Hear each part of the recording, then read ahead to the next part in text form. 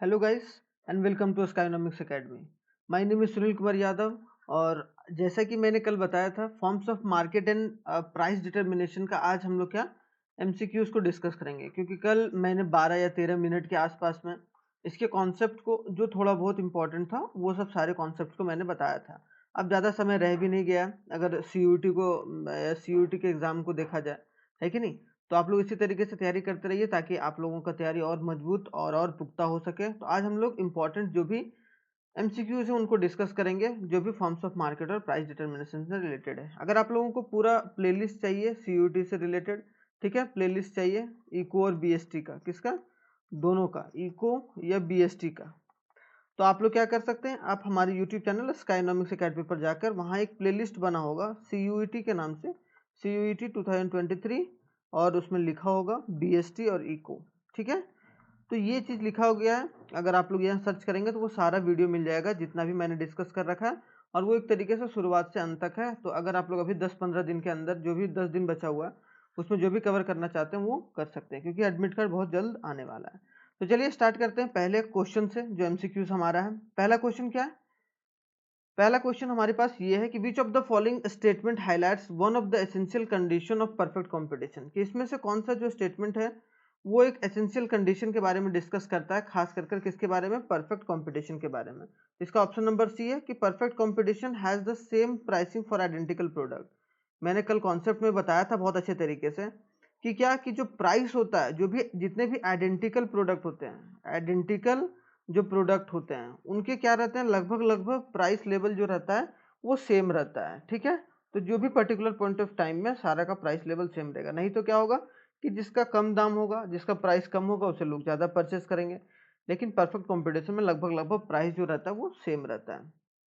अब आते हैं जो भी आइडेंटिकल प्रोडक्ट है, ये याद रखिएगा, ठीक है। अब question number 2, which of the following institute recommends the minimum support price. देखो, मिनिमम सपोर्ट प्राइस खास कर हमारे देश में एग्रीकल्चर प्रोडक्ट्स को लेकर होता है, एमएसपी जिसको बोलते हैं। वो क्या करती है, जैसे अगर मान लो कि इसके बाद क्या, अभी गर्मी चल रहा है, ठीक है, इसके बाद बरसात आएगा, मतलब रेन होगा, मतलब क्या है, हमारा राइस वगैरह लगेगा, किस में लगेगा, खेतों में। तो उसके पहले ही भारत सरकार जब राइस लगने वाला रहता है, उसके पहले ही अनाउंस कर देती है कि हम लोग इतने रुपये क्विंटल आपके चावल को खरीदेंगे या फिर गेहूं को खरीदेंगे। तो वो हमारा क्या होगा, एक तरीके से मिनिमम सपोर्ट प्राइस की, इतना तो पैसा हम लोग सरकार, अगर कहीं आपको मार्केट में इससे ज़्यादा मिल रहा है तो आप मार्केट में बेच दो, नहीं तो हम लोग इसे खरीदेंगे ही खरीदेंगे। तो ये किसके द्वारा किया जाता है, तो commission of agriculture cost and price, क्या, किसके द्वारा किया जाता है, the commission of agriculture cost and price. तो ये बात याद रखिएगा। सेकंड क्वेश्चन भी हमारा क्लियर है, तो आई होप सो। तीसरा क्वेश्चन, अब जो थर्ड क्वेश्चन है वो और भी इंपॉर्टेंट है। मैंने बताया था डिओपोली से रिलेटेड, अगर ओलिगोपोली आप लोगों ने देखा होगा तो ओलिगोपोली में एक वर्ड आया था, क्या मेरा, डिओपोली। तो विच of the following statement is about डिओपोली, डिओपोली किसके बारे में बताया गया है, तो यहाँ पर ऑप्शन नंबर ए होगा, डिओपोली is the special case of oligopoly market. क्यों, क्योंकि बताए थे जहाँ पर डिओपोली एक ऐसा स्ट्रक्चर है जहाँ पर जो मेन कैरेक्टर रहता है, या बोला जाए कि जो प्रोड्यूसर रहते हैं वो दो, मिनिमम क्या या मैक्सिमम क्या, दो प्रोड्यूसर हैं, और पूरे मार्केट को, उस प्रोडक्ट को जो बनाने वाले हैं वो क्या है, दो ही अगर मैन्युफैक्चरर है या प्रोड्यूसर है, तो उसको हम लोग डिओपोली का सिचुएशन, क्योंकि डिओ मतलब क्या, दो दो, तो इसका ये याद रखिएगा, ठीक है। वो किससे रिलेटेड है, ओलिगोपोली मार्केट से रिलेटेड है। अब आते हैं question number 4, which of the following statement about the Indian economy, Indian economy के बारे में कौन सा स्टेटमेंट जो है वो करेक्ट है। तो इसमें बिना कोई देरी किए हुए, India followed the mixed economy structure, क्योंकि इंडिया ने क्या फॉलो करा था, मिक्स्ड इकोनॉमी स्ट्रक्चर।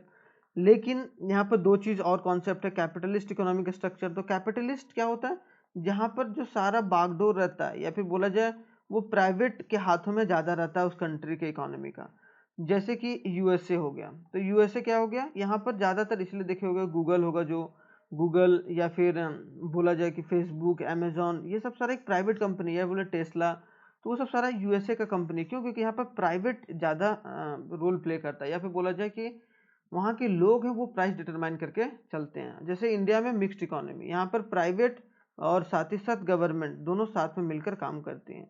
लेकिन यहाँ एक सोशलिस्ट इकोनॉमी के बारे में बात हुआ। सोशलिस्ट इकोनॉमी कौन है, चाइना, जो मतलब ज़्यादातर डिसीजन कौन लेता है, सरकार, और रशिया। तो चाइना और रशिया एक तरीके से सोशलिस्ट है, जो सारा कंट्रोल रहता है वो किसके हाथ में रहता है, गवर्नमेंट के हाथ में रहता है। तो आई होप सो ये वाला पर्टिकुलर टॉपिक आपका कंप्लीट होगा। तो क्वेश्चन नंबर 4 का आंसर नंबर सी होगा। अब आते हैं क्वेश्चन नंबर 5 में बिना कोई देरी किए हुए। क्वेश्चन नंबर 5 में क्या बोला गया, विच of the following statement about the demand curve of the firm under a monopoly is true, कि डिमांड कर्व जो मोनोपोली में है वो कौन सा ट्रू है। तो इसमें क्या, option number B, demand curve under monopoly have a inverse relationship between demand and price, कि जो डिमांड कर्व होता है कहाँ पर, जो मोनोपोली में, उसमें इनवर्स रिलेशनशिप होता है, जैसे कि लॉ ऑफ डिमांड में होता है, price is inversely proportional to the quantity. तो ऑप्शन नंबर बी हमारा करेक्ट आंसर है यहाँ, ठीक है। आते हैं क्वेश्चन नंबर 6 में, विच of the following statement is correct, इसमें से कौन सा स्टेटमेंट है जो करेक्ट है। तो इसमें बोला गया कि क्वेश्चन नंबर जो आंसर नंबर होगा वो सी होगा, क्योंकि the price charging a different price from the different consumer for the same product is called price discrimination. बिल्कुल सही बात, कि अगर मान लो कि दो कंज्यूमर है, एक कंज्यूमर ए है एक कंज्यूमर बी है, ठीक है, ए है और एक कंज्यूमर बी है। अब एक प्रोड्यूसर है, अब एक प्रोड्यूसर कोई सामान को दे रहा है, इससे भी दे रहा है और इससे भी दे रहा है, लेकिन इसे जो दे रहा है वो 10 रुपया पर या पर यूनिट दे रहा है और इसे 20 रुपया पर यूनिट दे रहा है। इसका मतलब क्या, कि इस कंज्यूमर को एक अलग प्राइस पे बेच रहा है, इस कंज्यूमर को एक अलग प्राइस पे बेच रहा है। इसका मतलब जो है वो प्रोड्यूसर क्या कर रहा है, प्राइस को डिस्क्रिमिनेट कर रहा है, मतलब अलग लोगों के लिए अलग प्राइस का या डिनोशन कर रहा है। तो ऑप्शन नंबर सी होगा वो हमारा करेक्ट आंसर होगा, ठीक है। अब आते हैं क्वेश्चन नंबर 7 पर बिना कोई देरी किए हुए। आप लोगों को कैसा लग रहा है एक बार जरूर बताइएगा, ताकि आप लोगों का तैयारी भी उसी तरीके से होता रहे।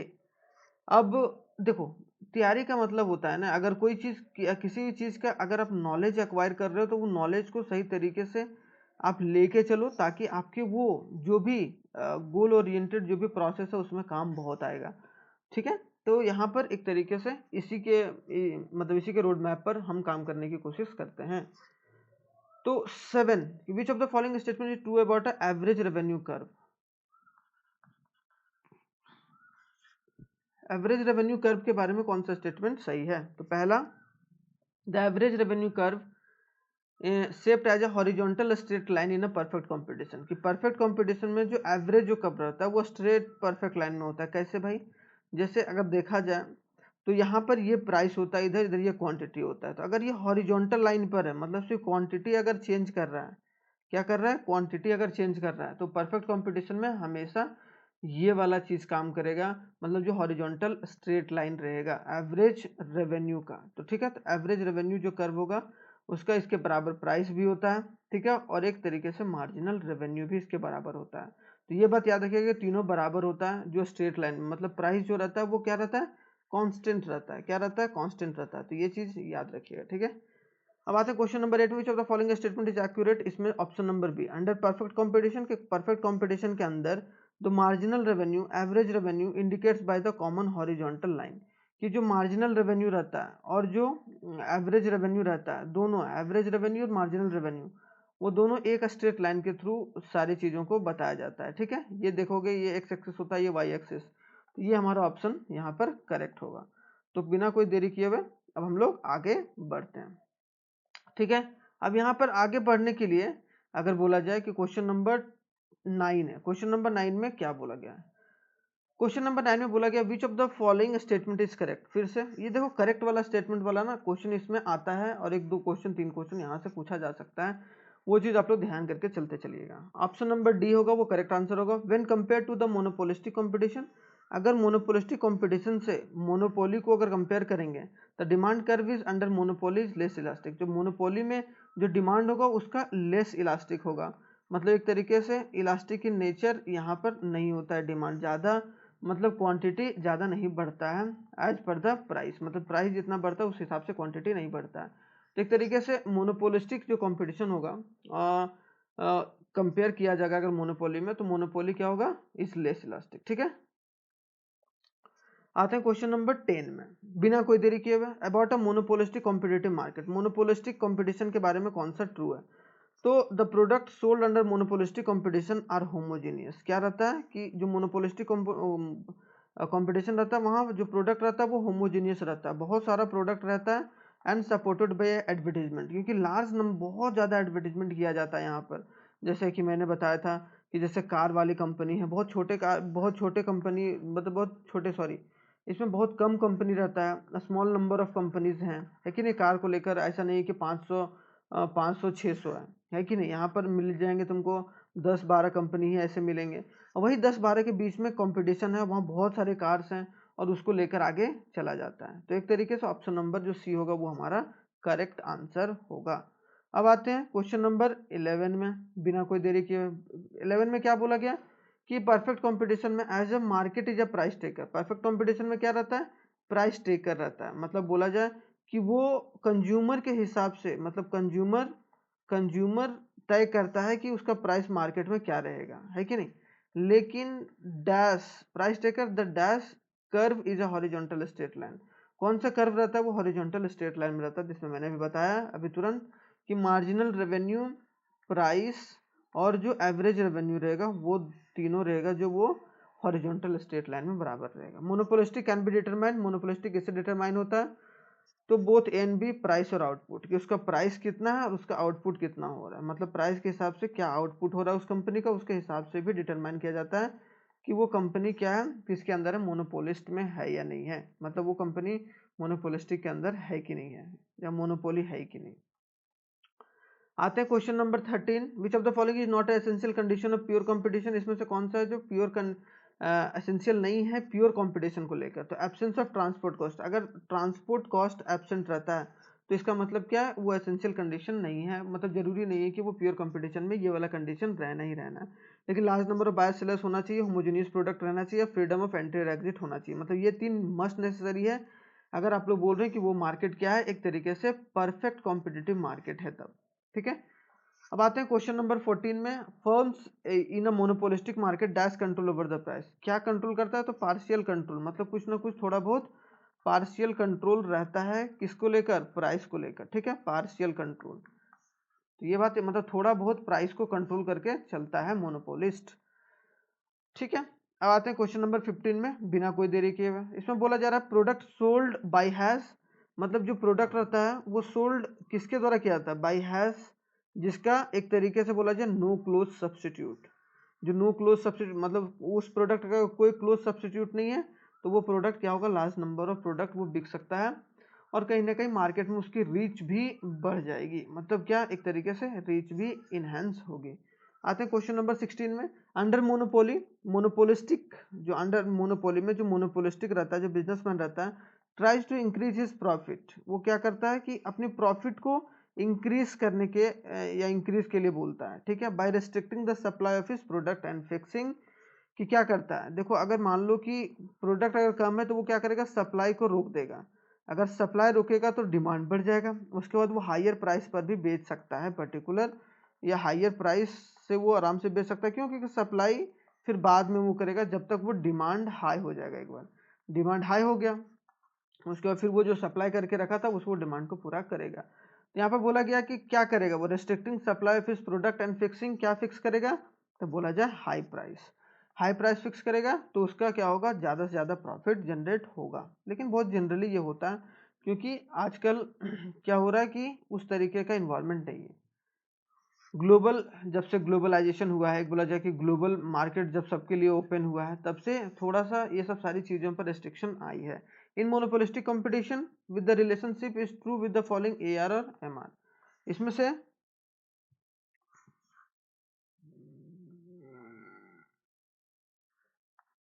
जो ए आर है और एम आर के बीच में कौन सा रिलेशनशिप राइट है, तो हमारा मोनोपोलिस्टिक में क्या होगा, कभी भी एवरेज जो रेवेन्यू रहेगा वो ग्रेटर देन मार्जिनल रेवेन्यू हमेशा रहेगा। तो याद रखना है कहाँ पर, मोनोपोलिस्टिक कंपटीशन में। मोनोपोलिस्टिक कंपटीशन में जो एवरेज रेवेन्यू रहेगा वो मार्जिनल रेवेन्यू के बराबर होगा। आते हैं 18th में, which is the best example of monopoly market. इसमें से कौन सा बेस्ट एग्जांपल है मोनोपोली मार्केट का, इंडियन रेलवे। इंडियन जो रेलवे है वो एक तरीके से बेस्ट एग्जांपल है। क्यों, क्योंकि इंडियन रेलवे जैसा कोई जो एक ट्रांसपोर्ट नेटवर्क किसी के पास या प्राइवेट इंडिविजुअल के साथ नहीं है। इसका मतलब क्या है कि आज कोई मान लो कि कोई बिजनेसमैन सोचेगा कि मुझे रेलवे स्टेशन या फिर मतलब रेलवे बनानी है या फिर रेलवे के इंडस्ट्री में कूदना है, तो वो कूद सकता है, बिल्कुल इम्पॉसिबल है। मतलब पॉसिबल तो है लेकिन एक तरीके से उसके लिए बहुत मशक्कत कड़ी इसका मतलब क्या हो गया कि मोनोपोली मार्केट है वहां पर सरकार की। तो ये हमारा एक ऑप्शन नंबर जो बी होगा वो करेक्ट आंसर होगा। ठीक है, अब आते हैं क्वेश्चन नंबर 19 में। क्वेश्चन नंबर 19 में ये बोला गया है कि imperfect competition is a type of market structure showing some but not all the features of competitive market, है कि नहीं। इम्परफेक्ट मार्केट कुछ कुछ जो फीचर्स रहते हैं, सम फीचर्स वो शो करते हैं, लेकिन ऐसा नहीं कि सारा जो फीचर्स परफेक्ट कॉम्पिटिटिव मार्केट में वो सारा फीचर्स होगा। तो बोला जा रहा है विच ऑफ द फॉलोइंग इज और आर इज इम्परफेक्ट कॉम्पिटिशन, इसमें से कौन सा जो एलिमेंट्स है या कौन से मार्केट हैं जो इम्परफेक्ट कंपटीशन में आते हैं। तो ऑप्शन नंबर बी और सी मोनोपोलिस्टिक कंपटीशन और ओलिगोपोली, क्योंकि ये नाम से ही पता चल रहा है कि ये परफेक्ट कंपटीशन है तो इम्परफेक्ट तो होगा नहीं। तो इम्परफेक्ट कंपटीशन कौन होगा, मोनोपोलिस्टिक और ओलिगोपोली। तो ऑप्शन नंबर जो डी होगा वो हमारा करेक्ट आंसर होगा। अब आते हैं क्वेश्चन नंबर 20 में। An increase in the supply with a demand remaining the same brings about, कि अगर आप सप्लाई को क्या करते हो, इंक्रीज करते हो, और डिमांड जो रहता है वो सेम रहता है। डिमांड क्या है, डिमांड में कोई कमी नहीं है, डिमांड सेम है, तो वो क्या ब्रिंग करता है, वो ब्रिंग क्या करता है, an increase in an equilibrium quantity. वो क्या करता है, क्योंकि आप सप्लाई बढ़ा रहे हो इसका मतलब क्वांटिटी बढ़ा रहे हो, इसका मतलब क्या है, इक्विलिब्रियम, इक्विलिब्रियम क्वांटिटी इंक्रीज हो रहा है और डिक्रीज इन इक्विलिब्रियम प्राइस, और प्राइस में एक तरीके से क्या हो रहा है, प्राइस में डिक्रीज होगा। ठीक है, तो आई होप सो ये चीज याद रखिएगा। तो हमारा ऑप्शन नंबर जो ए होगा वो हमारा करेक्ट आंसर है।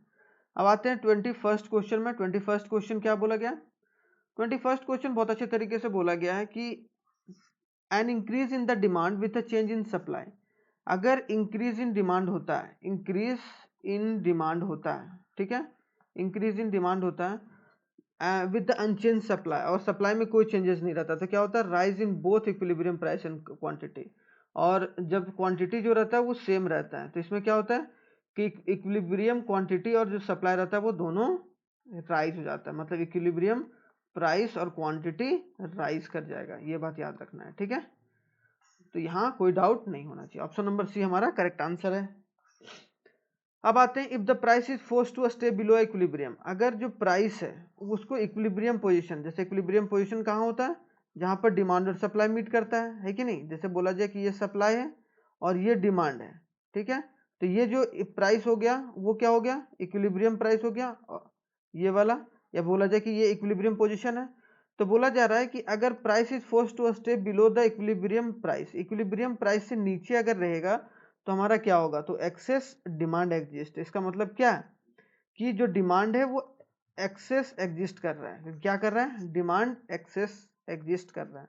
ठीक है, एक्सेस डिमांड एक्सेस सप्लाई मैंने बताया था कि नीचे क्या होता है, एक्सेस डिमांड होता है, ऊपर एक्सेस सप्लाई होता है। अब आते हैं क्वेश्चन नंबर 23 में। इक्विलिब्रियम प्राइस में भी डिटरमाइन थ्रू, इक्विलिब्रियम प्राइस किससे डिटरमाइन होता है, बहुत इंपॉर्टेंट ये चीज है, दोनों चीजों से डिमांड होता है, बोथ डिमांड और सप्लाई, है कि नहीं। अभी जैसे कि मैंने बताया कि इक्विलिब्रियम जो होता है वो दोनों प्राइस और क्वांटिटी, या बोला जाए कि डिमांड और सप्लाई दोनों को मिलाकर इक्विलिब्रियम पोजीशन लाया जाता है।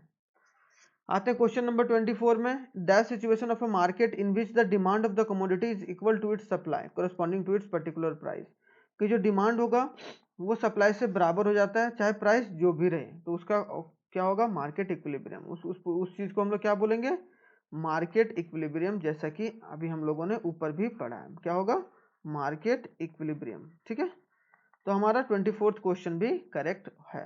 ठीक है, आते हैं 25th क्वेश्चन में। 25th क्वेश्चन में क्या बोला गया, 25th क्वेश्चन में ये बोला गया है कि if the market supply is less than the, अगर मार्केट का जो सप्लाई है वो less than the market demand है, मतलब जो मार्केट का सप्लाई है वो लेस है मार्केट डिमांड से, क्या, मार्केट डिमांड, मतलब मार्केट का डिमांड ज्यादा है कि नहीं।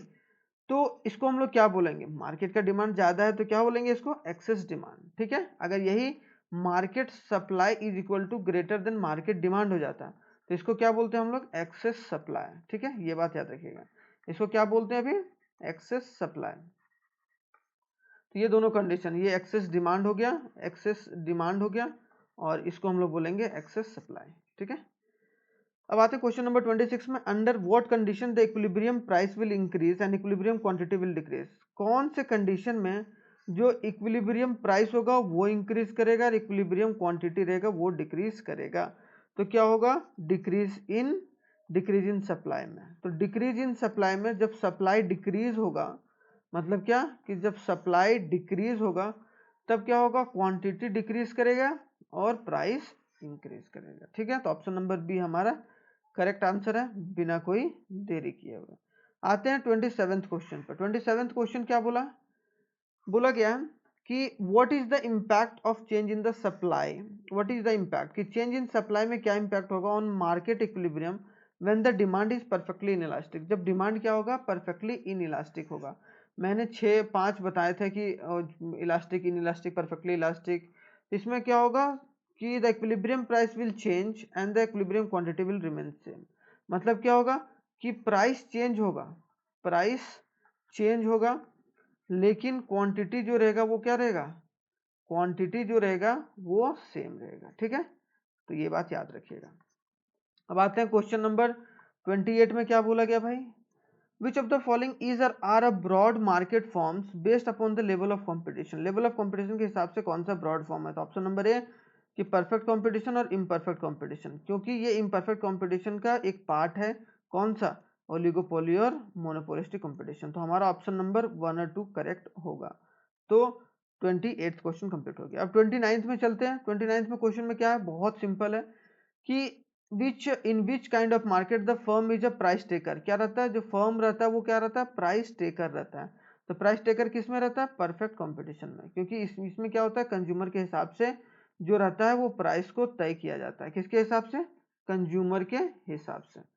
अब आते हैं क्वेश्चन नंबर 30 में। A firm can sell a more only at a lower price. क्या लोअर प्राइस पर जब प्राइस कम होगा क्या होगा, तब फर्म क्या होगा, सेल ज्यादा करेगा, सेल ज्यादा करेगा। To which market it would relate, वो किस मार्केट में रिलेट कर रहा है, तो एक तरीके से क्या, मोनोपोली में, मोनोपोली से रिलेट कर रहा है कि वहां का मोनोपोली में अगर प्राइस कम रहेगा तो वो से कमोडिटी का सेल होगा वो ज्यादा होगा। ये बात याद रखिएगा। तो ऑप्शन नंबर बी हमारा करेक्ट है। अब आते हैं option number question number 31। Perfect competition, in the case of perfect competition क्या होगा, तो यहाँ बोला गया है कि बोथ बी और सी, देखो परफेक्ट कंपटीशन बोथ बी और सी क्या है, the firm is able to charge a uniform price, कि सबसे सेम प्राइस चार्ज करेगा, और firm is able to sell any amount at a prevailing price, कि इसको जितना भी गुड्स होगा उतना गुड्स वो सेल कर सकता है जो भी प्राइस लेवल पर है, उसमें कोई रोक टोक नहीं है। तो ये बात याद रखिएगा। ठीक है, अब आते हैं 32nd क्वेश्चन पर। क्या है, firm demand curve under monopoly, कि फर्म का डिमांड कर्व क्या रहता है मोनोपोली में, क्या डिमांड कर्व। तो इसमें क्या होगा, inverse relationship between the price and demand. मतलब यहाँ पर क्या रहता है, प्राइस और डिमांड में, प्राइस और क्वांटिटी के बीच में क्या रहता है, इनवर्स रिलेशनशिप रहता है। तो ऑप्शन नंबर जो बी होगा वो हमारा बिल्कुल करेक्ट आंसर होगा। अब आते हैं 33rd क्वेश्चन में। अब बोला गया 33rd क्वेश्चन में कि charging a different price from a different buyers, अगर डिफरेंट प्राइस से डिफरेंट बायर्स के थ्रू आप लोग चार्ज कर रहे हैं, इसका मतलब क्या कर रहे हैं, वो प्राइस डिस्क्रिमिनेशन कर रहे हैं, जैसा कि मैंने बता भी रखा है पीछे में। अंडर मोनोपोली फर्म में क्या रहेगा, तो वहां क्या रहेगा, full control over the price. क्या रहेगा, monopoly full control over the price, मतलब जो कंट्रोल रहेगा प्राइस के ऊपर वो उसका फुल रहेगा, मतलब जिसके अपने हिसाब से वो प्राइस को तय कर सकता है। वो अलग बात है कि पार्शियली कंट्रोल करके चलता है, नहीं तो उसका प्रोडक्ट नहीं बिकेगा। अब आते हैं क्वेश्चन नंबर 35 में। Which market induce a cartel, के कार्टेल को कौन इंड्यूस करता है, तो option number C oligopoly. Oligopoly मतलब क्या होता है, उसमें जो कुछ बड़े बड़े जो फर्म्स रहते हैं वो सब एक मिलकर एक ग्रुप बनाते हैं और वहां से वो डिसीजन लेके चलते हैं कि हम लोगों को साथ में प्राइस बढ़ाना है या फिर प्राइस को घटाना है। तो ये सब सारी चीजें याद रखिएगा। ठीक है, कार्टेल फॉर्म होता है। अब आते हैं 36 में। In the contest monopolistic competition में which one of the following statement is true, freedom of entry and exit. तो एक मोनोपोलिस्टिक कंपटीशन में भी क्या रहता है, एक फ्रीडम ऑफ एंट्री और एग्जिट रहता है। तो ये बात याद रखिएगा। ठीक है, अब आते हैं 37th क्वेश्चन में। 37th क्वेश्चन क्या बोला गया, 37th क्वेश्चन बोला कि which characteristics of monopolistic competition is similar to monopoly. कौन सा जो कैरेक्टरिस्टिक्स है वो मोनोपोली से सिमिलर है। तो डिमांड कर्व स्लोप क्या होगा, यहाँ पर स्लोप डाउनवर्ड, जो डाउनवर्ड होता है। तो ये हमारा करेक्ट आंसर है। आते हैं 39 में। The demand curve is a horizontal straight line. उसमें क्या होगा, अ फर्म कैन सेल, जितना भी कोई भी अमाउंट वो सेल कर सकता है जो भी उसका एग्जिस्टिंग प्राइस है। ठीक है, प्राइस जो भी रहे, ठीक है, प्राइस जो भी रहे वो कितना भी वो सामान को सेल कर सकता है, इसमें कोई डाउट नहीं है। ठीक है, तो यहाँ हमारा ऑप्शन नंबर ए होगा, वो करेक्ट आंसर होगा। और आई होप सो आप लोगों को बहुत मजा भी आ रहा होगा, क्योंकि यहाँ पर एक तरीके से सारा क्वेश्चंस कवर किया गया और सारे क्वेश्चंस को एक एक कर मैंने डिटेल में बताने की कोशिश करी है। 39th question, a firm can earn a super normal profit.